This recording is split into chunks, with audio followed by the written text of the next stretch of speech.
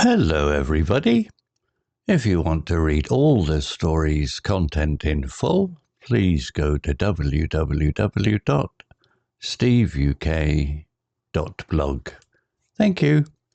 Short Story 731, The Last Signal. Intermediate. Mara worked the late shift at the city emergency call centre. The room was usually full of quiet radio chatter, but tonight the air felt heavy. Only 4 operators were on duty, and the building seemed to hum with a strange, low vibration. At 23:14, a call came through on Channel 7, a channel that was normally silent. Mara frowned. Channel 7 was used only for field teams working on the old underground cables, and no one had been assigned there for years. She pressed the button. Control to Channel 7, please identify. The reply was a burst of static, followed by a thin voice like someone speaking from far away. Help! Trapped! Need light! Mara stiffened. The voice sounded weak, frightened and strange, as if it came from a deep tunnel. Where are you? She asked. A long pause, then, under the city, cold, dark, please. She turned to her colleague Tom. Are any engineers working underground tonight? Tom shook his head. No, that whole section was closed in 1998. No one should be there. Mara tried again. Please confirm your name. The answer came sharper this time. We cannot see. We hear you. Please send light. Mara felt a chill run through her arms. Static hissed, then several voices whispered at once. Send light. Tom stepped closer. Cut the channel. Something is wrong. But Mara could not bring herself to do it. The voices sounded desperate. She asked, How did you get underground? A scraping sound came through the speakers, like stone shifting. Then a new voice whispered, We never left. The lights in the control room flickered. Tom swore under his breath. The power grid is acting up.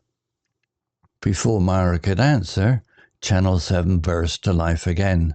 This time the voices were louder, overlapping, as if many mouths spoke through the same broken radio. Cold, hungry, lost. Send light. We see you. Mara froze. What do you mean, you see us? The speakers groaned.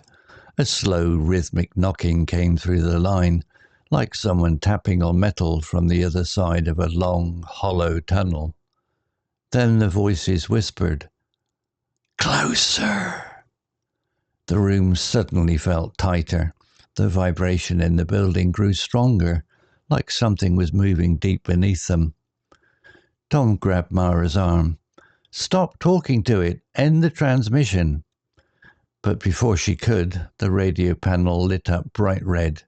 All channels opened, screaming the same message in distant, distorted tones. We see you!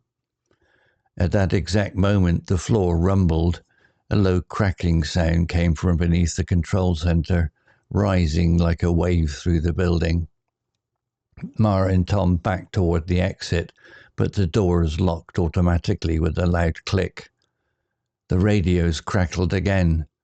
Send light, or we come for it. Tom shouted, We do not have any lights to send. Silence. Then a soft, wet breathing sound filled the room. Mara looked down. A black, shifting puddle seeped through the cracks in the tiles, shining like oil but somehow alive. It pulsed, stretching toward their feet. Tom tried to pull Mara away, but the doors would not open. He grabbed a chair and smashed it against the glass, but it did nothing. The puddle rose, forming a long shadow that spread across the floor like fingers.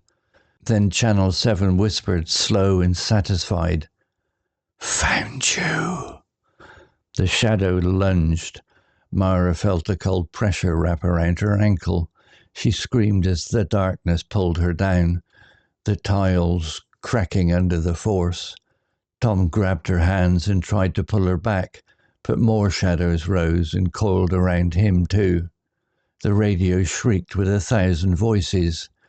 "We never left!" In a single pull, the shadows dragged them both down through the floor into the darkness below. When the morning shift arrived, the control center was empty. The radios were silent. Only one thing remained on the desk where Mara had worked. Her headset, still warm, with Channel 7 faintly glowing. And from deep beneath the building, just for a moment, came a soft tapping.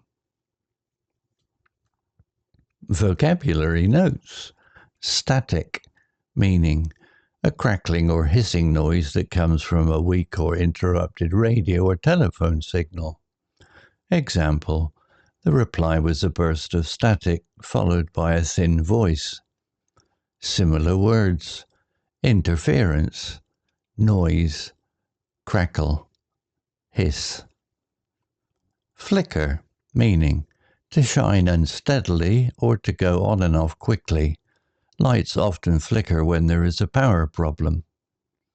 Example, the lights in the control room flickered.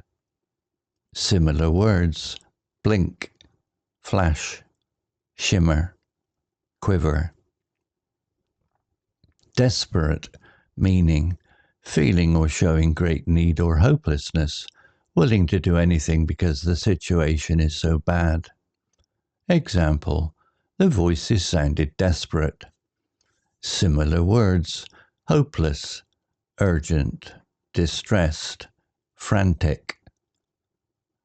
Shift, meaning a period of time when a person works, often in jobs that run day and night.